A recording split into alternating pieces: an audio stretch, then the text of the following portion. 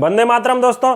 तो भाइयों, आज हम एक ऐसे अहम मुद्दे पर बात करेंगे जिसके बारे में जानना हर भारतीय का हक है। हर भारतीय का हक है कि वह उस मुद्दे पर आवाज उठाए, क्योंकि यह एक ऐसी सामाजिक बुराई है जो हमारे नेशन को गड्ढे में ले जा रही है, ना कि बुलंदियों पर ले जा रही है, ना कि प्रोग्रेस की तरफ ले जा रही है। तो हाँ, मैं बात कर रहा हूँ अनएम्प्लॉयमेंट की, हाँ मैं बात कर रहा हूँ बेरोजगारी की।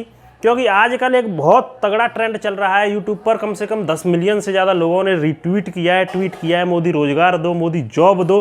तो आज हम उसी के बारे में बात करेंगे कि हमारा भारत है कहाँ और सरकार हमें ले कहाँ जा रही है। इसके भी कारण हैं और मैं आपको बताऊंगा कि क्या क्या कारण है, क्यों सरकार अब तक चुप है। जब एक रिहाना फॉरेन सिंगर के ट्वीट पर जो सरकार हिल जाती है, सरकार की जो मिनिस्ट्री है एक्सटर्नल अफेयर की, उससे ऑफिशियल लेटर जारी करना पड़ता है एक ट्वीट पर। तो यहाँ में जो लाखों लोग, यहाँ 10 मिलियन लोगों ने, 10 मिलियन से ज़्यादा लोगों ने ट्वीट किया है, उस पर सरकार चुप क्यों है, उस पर बोल क्यों नहीं रही है। तो इसके मैं आपको कारण बताऊंगा और मैं चाहता हूं कि आप भी इस मुद्दे पर अपनी आवाज़ उठाएं। भारतीय नागरिक होने के नाते मैं तो अपना काम पूरी सच्चाई से, ईमानदारी से कर रहा हूं। ऐसी सामाजिक बुराइयों से लड़ने के लिए अपनी आवाज़ उठा रहा हूं। क्या आप पूरी सच्चाई और ईमानदारी से अपनी आवाज़ उठा पा रहे हैं ऐसी बुराइयों से लड़ने के लिए, या फिर आप चुप घर में बैठे हैं, मोबाइल चला रहे हैं, पबजी टिकटॉक पर मुर्जे कर रहे हैं। आप ये आपको तय करना है कि आप किस डायरेक्शन में जा रहे हैं। आपको सही के लिए बोलना है या नहीं, गलत के खिलाफ बोलना है या नहीं, ये आपको तय करना है। तो दोस्तों, सोशल मीडिया पे जो ट्रेंड चल रहा है, ट्विटर, यूट्यूब और इंस्टा, ऐसे बहुत सारे सोशल प्लेटफॉर्म हैं जिन पर ट्रेंड चल रहा है मोदी रोजगार दो, मोदी जॉब दो। तो आज हम उसके बारे में बात करेंगे। आप ये बताइए, हर युवा जो है 10th 12th और ग्रेजुएशन में 80% लाकर भी आज बेरोजगार है, तो वो है क्यों?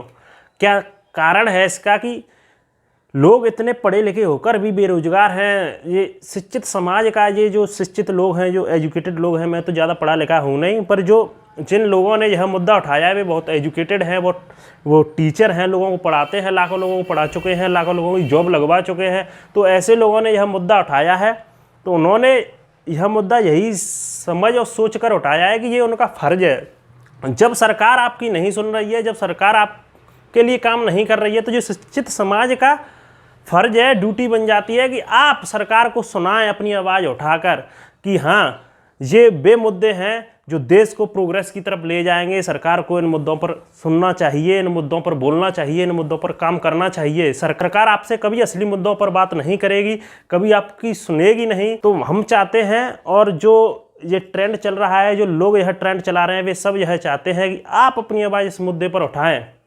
आप ये समझिए कि हमारी डिग्रियां फर्जी हैं, मान लो, हमारी मेहनत फर्जी नहीं। और आत्मनिर्भर भारत का ज्ञान दे कौन रहा है?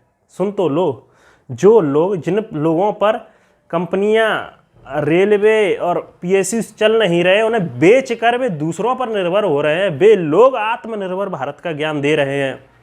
तो ऐसे लोग, ऐसी सरकार, मैं किसी सरकार या पार्टी के खिलाफ नहीं बोल रहा, मैं चाहता हूं कि सरकार में बदलाव आए। मैं सरकार बदलने से काम नहीं चलेगा, हर सरकार ऐसा ही करती है। मैं चाहता हूं सरकार में बदलाव आए, रिफॉर्म आए, सरकार जो असली मुद्दे हैं उन पर बात करे।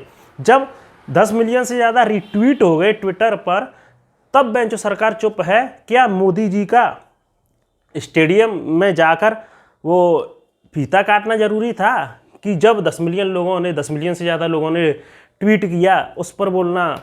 जब देश का युवा किसान सड़कों पर है, आत्महत्या कर रहा है, तब उस पर बोलना, उस पर बात करना ज़रूरी है, या उनका फीता काटना, रिबन काटना ज़रूरी है? ये आपको तय करना है। आपको अपनी आवाज़ इतनी बुलंद करनी है कि सरकार सुने और सरकार हिल जाए। ये आप तय कीजिए कि आपको गलत के खिलाफ बोलना है या नहीं। मैं तो सिर्फ आपको यह बता सकता हूँ कि जब सरकार सही थी तो हमने अप्रिसिएट भी बहुत किया था, हम साथ थे मोदी जी के। जब मोदी जी ने चलाया था स्वच्छ भारत अभियान, 370 हटाई थी, 35 से हटाई थी जम्मू कश्मीर से, तब हम मोदी जी के साथ थे। तो अब जब वे गलत कर रहे हैं, जब वे युवाओं की नहीं सुन रहे, जब वे किसानों की नहीं सुन रहे, तो हम उनके खिलाफ बोलने का भी अधिकार रखते हैं। हम उनकी जो कमियां हैं, जो गलतियां हैं, उन्हें भी गिनाने का अधिकार रखते हैं और हम गिनाएंगे। ये बहुत सारे लोग हैं जो पता नहीं किसका डर है उन्हें। मैंने बहुत सारी पहले भी ऐसी मुद्दों पर मैंने वीडियो बनाई हैं जो गवर्नमेंट को एक्सपोज करती हैं, जो बीजेपी के खिलाफ चली जाती हैं तो लोग कमेंट करके कहते हैं ये वो पता नहीं क्या क्या फालतू की कमेंट करते हैं, डर नहीं लगता, ये नहीं होता। तो सुन लीजिए एक बात, डरना किससे है? डरना किससे है? डरना नहीं है। जब आप सही हो ना किसी चीज़ में, जब आप सही हो अपनी चीज़ में, तो डरना किसी से नहीं। आपका हक है, ये आपका अधिकार है कि गलत को गलत कहना कभी गलत होता नहीं है। आप हमेशा अपनी आवाज़ उठाइए गलत के लिए, और ये आपका अधिकार है, अपने अधिकारों का यूज कीजिए और अपनी आवाज़ उठाइए। जब भी सरकार सुनेगी, जब भी सरकार झुकेगी, जब भी आपकी सुनी जाएगी, जब भी देश बढ़ेगा। अब आप सुन लें, 2014 में जो हमारे रामदेव जी हैं भाषण देते थे, बाबा रामदेव, 15 लाख चाहिए खाते में, तो जनता बोलती थी हाँ चाहिए।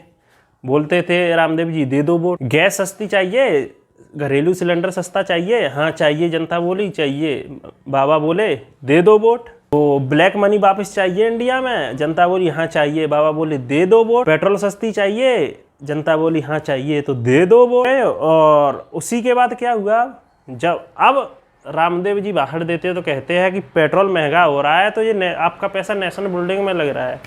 भाई ऐसे नेशनल बिल्डिंग से होगा क्या जहाँ युवा और किसान ही नहीं रहेगा?